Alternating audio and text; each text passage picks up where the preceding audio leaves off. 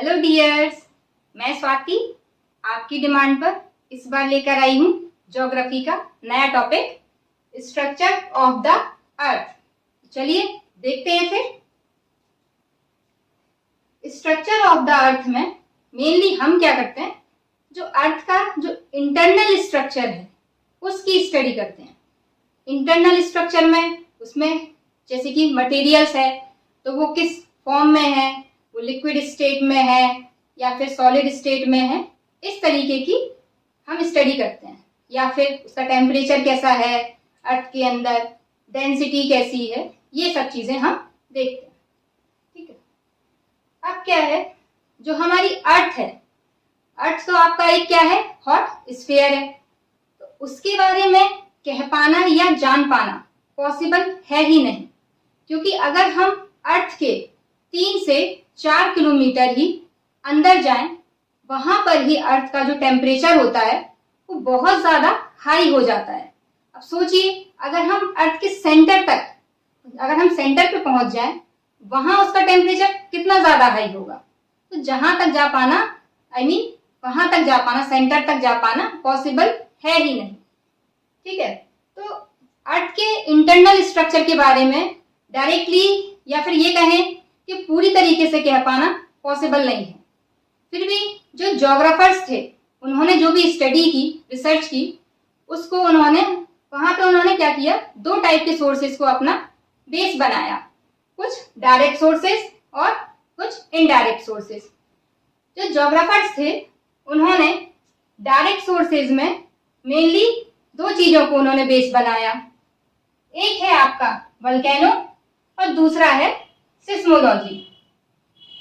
इस क्लास में हम क्या करेंगे, डायरेक्ट सोर्सेज के बारे में स्टडी करेंगे और बाद में हम क्या करेंगे, आगे चल के इनडायरेक्ट सोर्सेज के बारे में देखेंगे।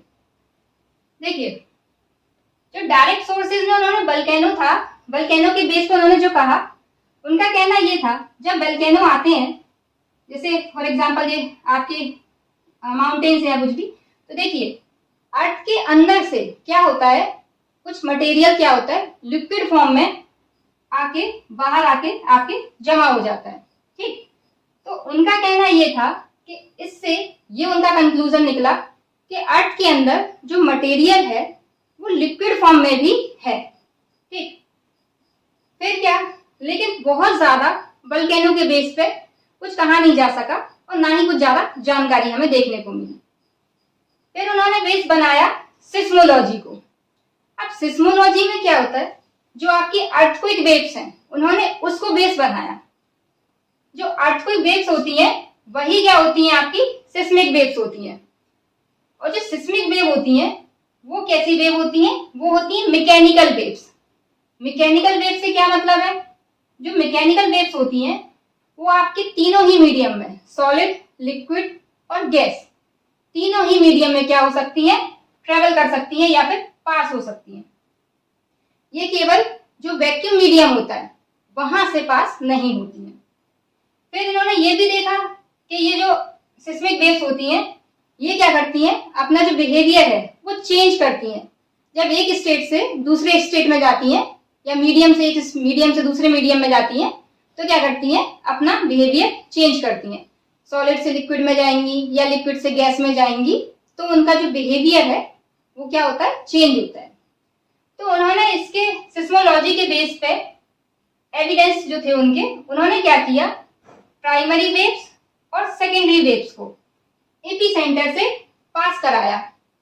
अब ये प्राइमरी वेव्स क्या होती हैं, तो जो प्राइमरी वेव्स होती हैं वो आपकी सॉलिड, लिक्विड और गैसियस तीनों मीडियम से पास हो सकती हैं, लेकिन इनकी जो स्पीड है वो तीनों ही मीडियम में अलग अलग होती है। सॉलिड में क्या होता है, प्राइमरी वेव्स की जो स्पीड होती है वो सबसे ज्यादा होती है, यानी कि क्या होंगी, यहाँ पे सबसे फास्टेस्ट होंगी। ठीक, और लिक्विड में क्या होती है, जो इनकी स्पीड होती है वो सबसे स्लोएस्ट होती है, यानी सबसे कम होती है। वहीं जो सेकेंडरी वेव्स हैं वो क्या, वो केवल सॉलिड और गैस से ही पास हो सकती है, वो आपके लिक्विड मीडियम से पास नहीं होती है। तो इन्होंने क्या किया, जो एपीसेंटर है, अब ये एपीसेंटर क्या है, एपीसेंटर अर्थ के क्रस्ट पे वो पॉइंट होता है जहां पर पहली बार जो अर्थक्वेक है वो मतलब अर्थक्वेक फील किया जाता है, ठीक है, उसको हम क्या कहते हैं, एपीसेंटर। अब इन्होंने क्या किया, एपीसेंटर से प्राइमरी वेव्स को क्या किया, पास कराया। पहले इन्होंने देखिए, पहले हम क्या करते हैं, सेकेंडरी वेव्स को देखते हैं। इन्होंने क्या किया, सेकेंडरी वेव्स जो थी वो इन्होंने जब एपीसेंटर से पास कराई तो ये यहां से इस तरीके से निकल गई।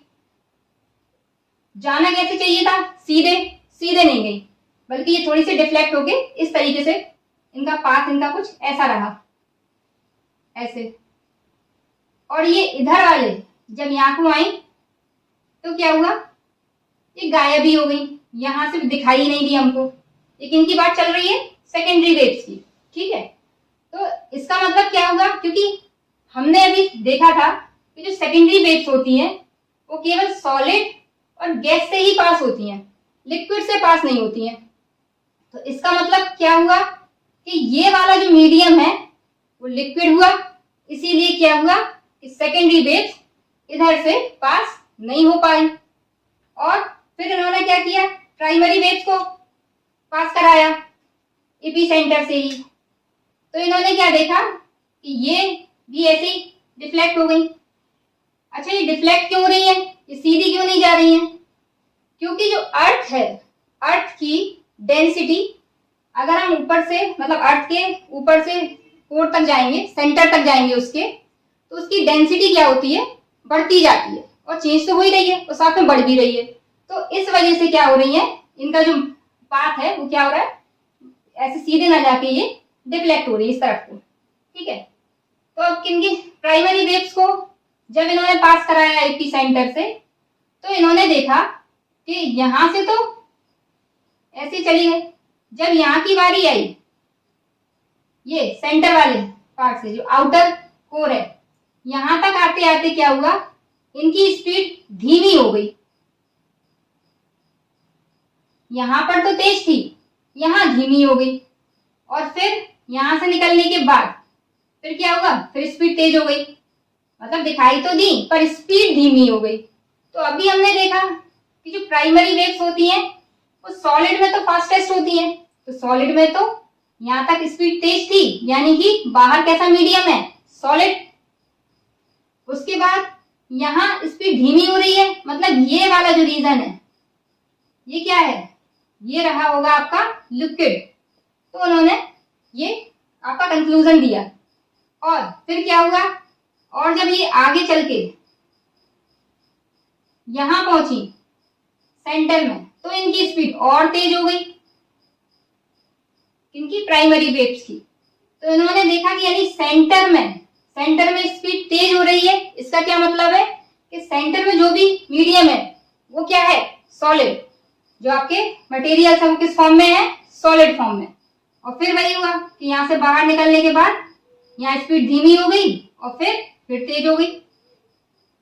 तो कुल मिला के हमने जो इसका निष्कर्ष निकाला था, जो ज्योग्राफर्स थे उनका कहना ये था कि जो अर्थ है, अर्थ के सेंटर में सॉलिड स्टेट है या सॉलिड मीडियम है, उसके बाद आउटर कोर, इसको कोर बोलते हैं, ये कोर है आपका, आगे हम पढ़ेंगे अभी इसके बारे में।